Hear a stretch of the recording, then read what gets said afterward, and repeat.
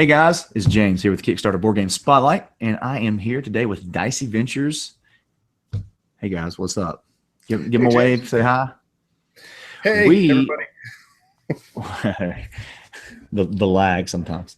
So one of the things that we're talking about today is what do we do when a campaign doesn't go as planned? And so we're here and we're going to talk about that. And go ahead and jump in a little bit and tell us a little bit about your campaign. It was Elemental Villages. That's right. Yeah, it was the Elemental Village. It was originally conceived of as a 3D printing village. The 3D printing is kind of one of the big things that we're into, and that's of course kind of invading the game world. So we decided to do terrain that you could 3D print yourself. And so that's primarily what we're doing with the 3D printing, and then we're also looking with the Kickstarter. We were looking at getting into resin casting those models as well. So that was kind of the focus of the campaign. Okay. All right. So in what areas do you guys feel like your campaign did well? All right, and go ahead and give us like kind of some of the ending stats and some of the things that you felt like that happened there. Okay, well, our goal was $10,000. That was our funding goal, and that was meant to cover, just the startup cost of helping pay for things like the molds for the resin casting. That was primarily why the goal was what it was. We ended up getting a little over $4,000 in pledges, which, of course, and Kickstarter's all or nothing, so that was short of the mark. But some of the things that I think the Kickstarter really did well for us was that our presentation was well received, and we got a little bit of opportunity to do some education about things like 3D printing and how you can use it in gaming. And that was one of our primary goals, was to get that side of the hobby going. And I think we hit that mark pretty well. Okay. Despite the funding not really doing what we wanted, there were some, I guess you might call them secondary goals that we feel like we did pretty well on. Awesome. Okay.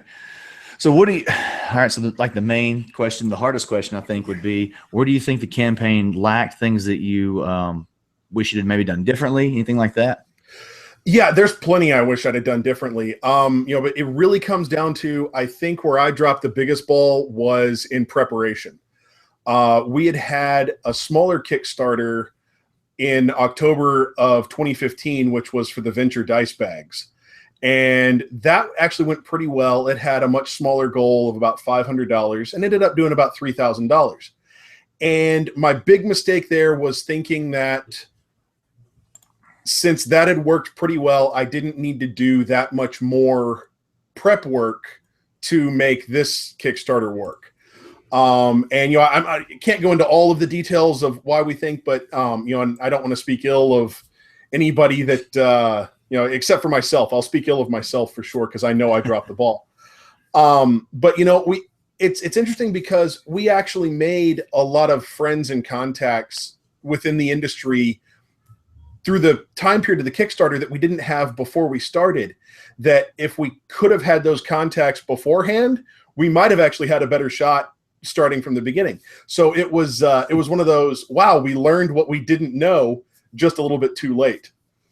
So yeah, that was probably the major thing there, was that our preparation was a bit off, and it was one of those cases of we tried our best to learn what we didn't know, but we were bit by just a little bit of what we didn't know.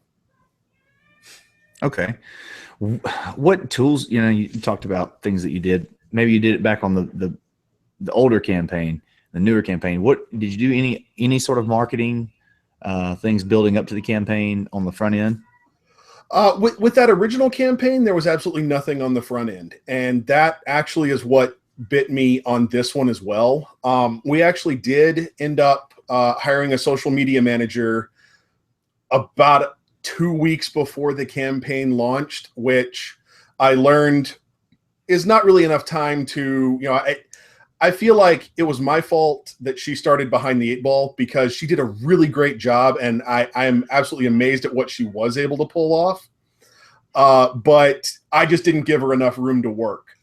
So, she did a great job during the campaign, and she's really doing great for us afterwards as we lead up to, the launch of our website. But it really comes down to, if I had it all to do over again, I would have brought her on 2-3 months beforehand, because the prep work just bit us. Okay.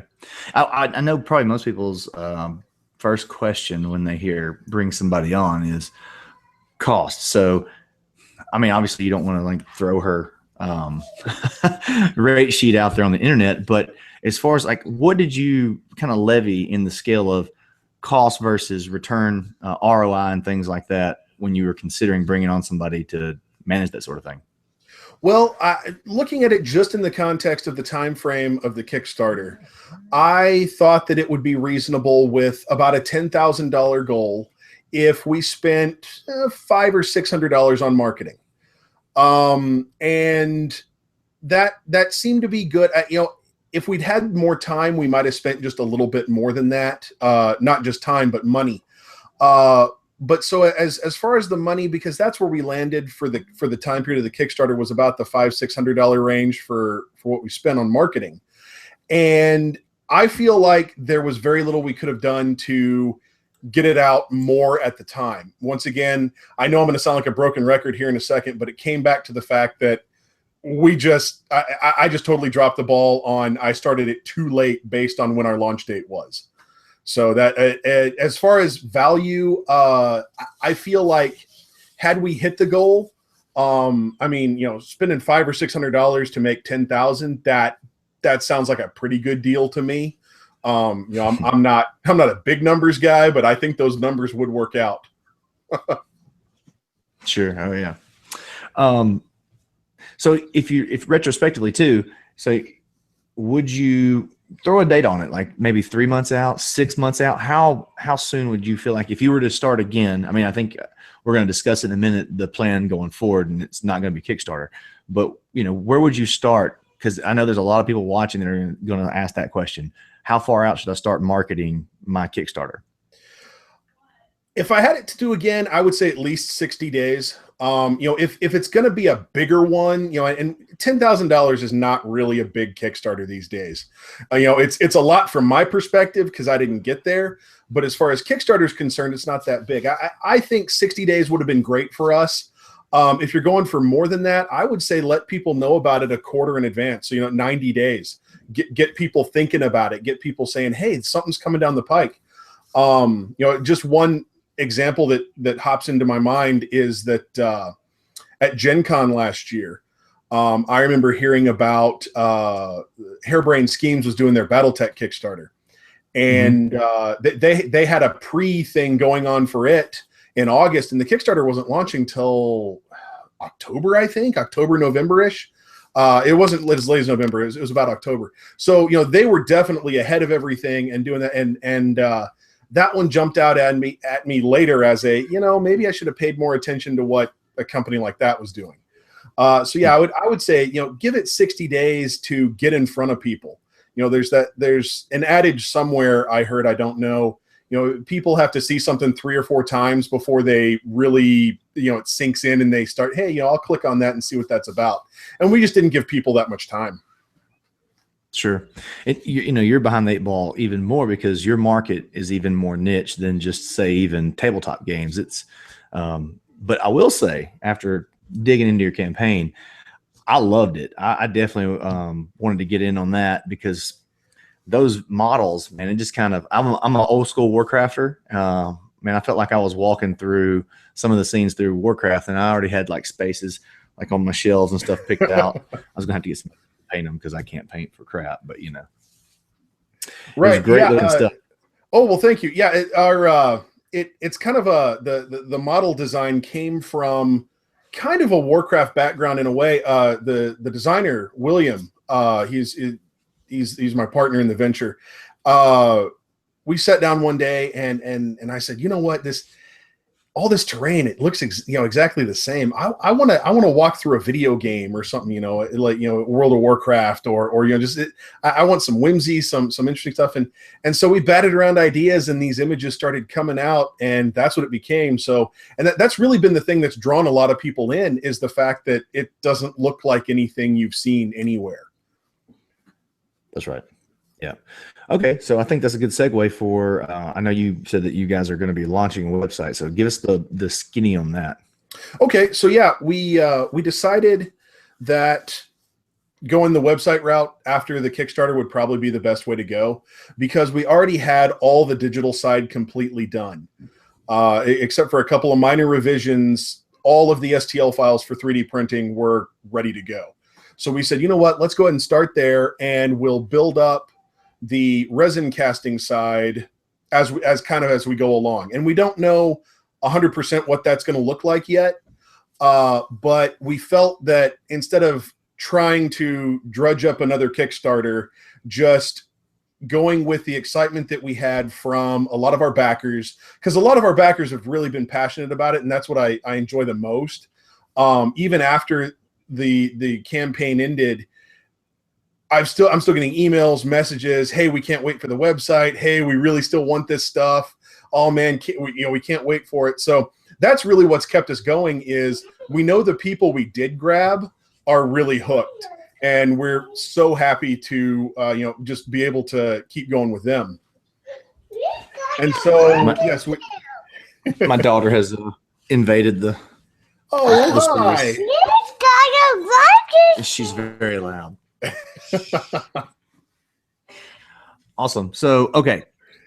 I think I'm looking forward to that. I definitely want to pick up some models from that. So what would you say is some of your biggest takeaways just from experiencing Kickstarter, and some like maybe some of the strengths and the weaknesses of Kickstarter on your end?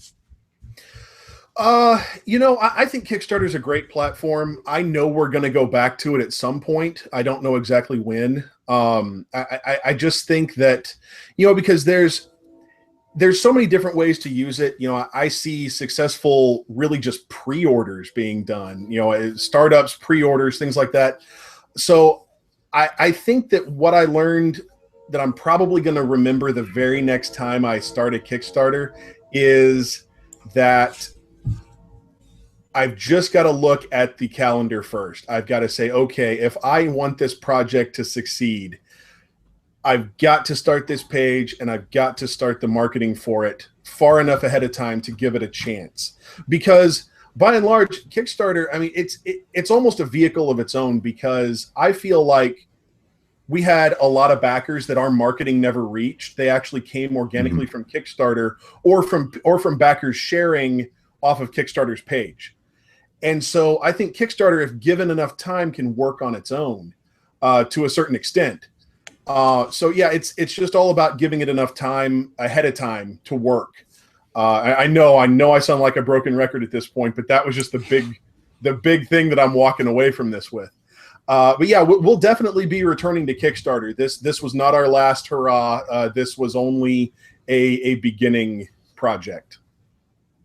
Cool. Well, I mean, all you can do is learn from it and adjust accordingly going forward. Right. Cool. So, all right. I think what I'm hearing is you would start sooner, right? Maybe, I'm sure, is Brittany, I believe, is your social coordinator, that's marketing right. guru. Dig in with some experts, find some things that they suggest, things like that. And then just be ready to make changes on the fly as needed.